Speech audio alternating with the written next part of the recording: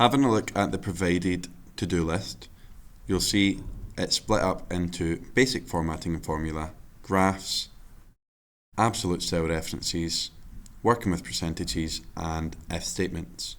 These are the folders that you have downloaded. The ones labelled Build Your Skills are there for you to get practice for the ones you're going to be testing yourself with. The Test Your Skills are the ones that ideally you would be practicing printing with. If you don't have access to a printer, then practicing the steps is still important. And then Practice Your Skills is if you want some more practice on that topic, there's extra tasks there for you.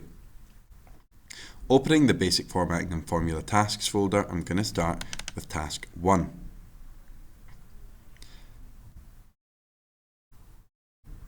We're going to follow each of the comments on the sheet. First one asks us to wrap the text in cells B5, C5 and D5. Each of these boxes is a cell. If I click on this one here, I can see at the top left here it is B4. This is also highlighted by the B on the columns and the 4 on the rows. B5 is here. If I click and hold down, I can drag over and highlight B5, C5 and D5 at the same time and wrap them all at once by clicking the Wrap Text button up here. I've finished this task now, or this step in the task, so I can delete the comment. Right click, delete note. 2. Use a formula in cell D6 to show the total sales for each takeaway item. We can see that each takeaway item is sold for £2.50 for the fish suppers, and we have sold 100 of those. Every formula starts with the equal sign. I'm going to click on the 100 for the amount sold.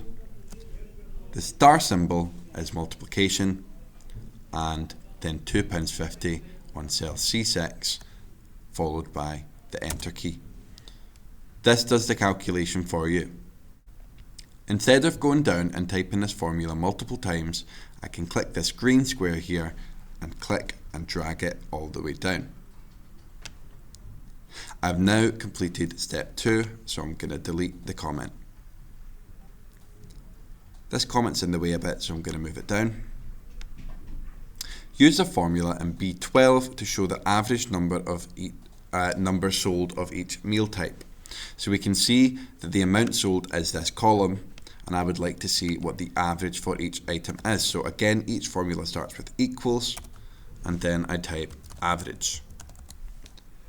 When I'm dealing with a lot of numbers or a lot of cells at the same time, I need to open up a bracket so we know that it's everything within the bracket that we are focusing on.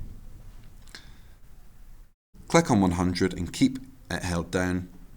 Drag it all the way down to 75. We don't need to close the bracket because Excel will do that for us when we press enter, and it will show us what the average for each item is. I can now delete that comment. Be careful to be deleting it in the right cell. It's the one it's pointing at that you need to click on to delete. We're now using the same formula in D12 to show the average sales, so the average money that we are making from each item in total.